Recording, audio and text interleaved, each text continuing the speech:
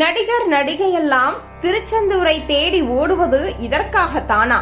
அங்கே இருக்கும் ரகசியம் தெரியுமா? அறுபடை வீடுகளிலே இரண்டாவது இடமாக திருச்செந்தூர் முருகன் கோவில் இருக்கும். இங்கு முக்கியமான நடிகர் நடிகைகள் அதிகமாக வந்து வழிபடுவதன் காரணம் என்ன தெரியுமா? திருச்செந்தூர் இதுவரை செல்லாதவர்களும் சரி, செல்பவர்களும் சரி, கடவுளை வழிபடும் பொழுது இப்படி வழிபடுங்க, வாழ்வில் வெற்றி நிச்சயம். திருச்செந்தூர் முருகரை தரிசிப்பதால் மன அமைதி கிடைக்கும் என்பது பக்தர்களின் அனுபவம். வாழ்க்கையில் எதிர்கொள்ளும் சிக்கல்கள், தடைகள் ஆகியவை குறையும் என்ற நம்பிக்கை பரவலாக உள்ளது. குறிப்பாக வேலை வாய்ப்பு, கல்வி முன்னேற்றம், திருமண தடை போன்ற விஷயங்களில் முன்னேற்றம் கிடைக்கும் என்று பலர் நம்புகின்றனர். குடும்பத்தில் அமைதி, ஒற்றுமை அதிகரிக்கும் என்பதும் இந்த தரிசனத்தின் முக்கிய பலனாக கூறப்படுகிறது. மேலும் இந்த தலம் கடல் அருகே இருப்பதால் பாவ நிவர்த்தி கிடைக்கும் என பக்தர்கள் நம்புகின்றனர். கடலில் நீராடி பின்னர் முருகனை தரிசிப்பது உடல் மற்றும் மன சுத்தத்தை அளிக்கும் ஒரு ஆன்மீக நடைமுறையாக பார்க்கப்படுகிறது. கடலின் இயற்கை ஆற்றல் மற்றும் கோவிலின் தெய்வீக சக்தி இணைந்து பக்தர்களுக்கு ஒரு புதிய உற்சாகத்தை அளிக்கிறது. திருச்செந்தூர் கோவிலுக்குள் செல்லும் பொழுது கடைபிடிக்க வேண்டிய சில வழிமுறைகள் உள்ளன.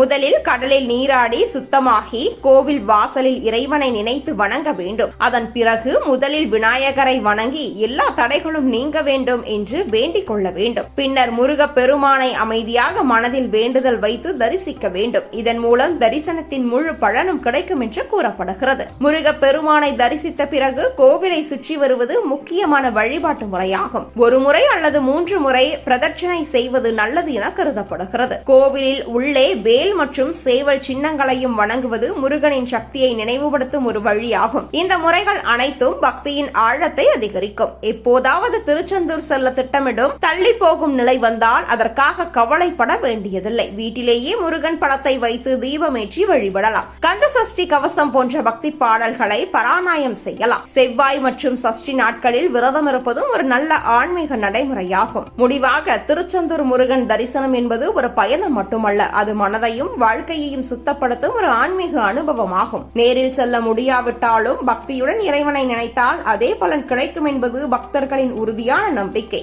அதனால் மனதில் நம்பிக்கை வைத்துக் கொண்டு சரியான நேரத்தில் தரிசனம் செய்ய திட்டமிடுவது நல்லது.